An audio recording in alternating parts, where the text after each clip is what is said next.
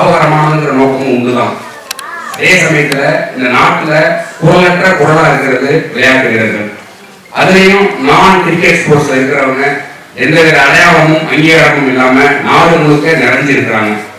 எங்க படத்தை பார்த்த யாருமே இது வரைக்கும் நெகட்டிவ் விமர்சனம் கொடுக்கல. பத்திரிகைகளும் சரி, பார்த்த மக்களும் சரி.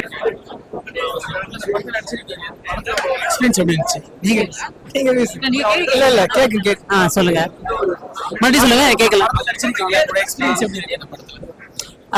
எனக்கு இந்த படத்துல வந்து எஸ்பெஷலி தென்பெரியான் சாரோட ஒர்க் பண்றது வந்து என்ன வந்து என்னோட ஃபிளேவர் வேணும்னு சொல்லியிருந்தாரு. இந்த படத்துல என்னோட பேராண்மையில எப்படி ஒரு ஃபிளேவர் இருந்ததோ அதே மாதிரி என்னோட ஃபிளேவர் வேணும்னு சொல்லியிருந்தாரு.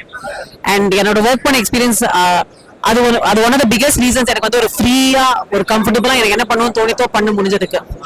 ஸோ அது வந்து ரொம்ப நைஸா இருந்தது. நாங்க ஒரு அத்லீட்ஸ்க்கு ஒரு ஷோ போட்டிருந்தோம். அப்புறம் we had a show for blind kids, for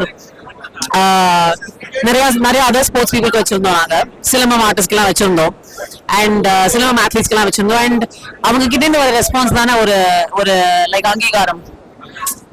அவங்கள பத்தி எழுதின படம் வந்து அவங்களுக்கு பிடிச்சிருக்குங்கிற நேரத்துல வந்து இட் வாஸ் வெரி நைஸ். நீங்க என்ன நினைச்சீங்க? நான் நல்லா தான் நடிச்சேன். நல்லா இருந்துச்சு, சூப்பரா இருந்துச்சு. நல்லா இருந்துச்சு. அக்காவுக்கு பார்க்கலாம். படம் எப்படி இருந்துச்சு? படம் ரொம்ப சூப்பரா இருந்துச்சுண்ணா. எனக்கு ஆக்சுவலா படத்தோட ஸ்கிரீன் பிளேவும் படத்தோடைய ஸ்டோரி மெத்தடும் ரொம்ப பிடிச்சிருச்சு. ஏன்னா மற்ற ஸ்போர்ட்ஸ் டிராமாஸ் நம்ம ஃபிலிம்ஸ் எல்லாமே பார்த்தோம்னா எல்லாமே வந்து கமர்ஷியல் எலிமெண்ட்ஸ் நிறைய ஆட் பண்ணியிருப்பாங்க. லவ் சாங்ஸ், டான்ஸ், அப்புறம் fight sequence.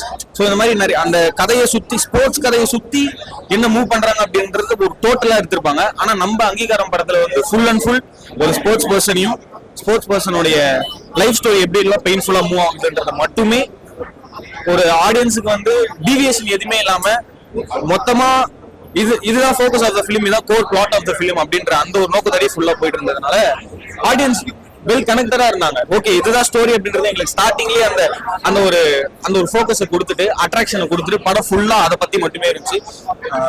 It's so connected to every sports person. குடும்பத்தோட பார்க்கலாம்.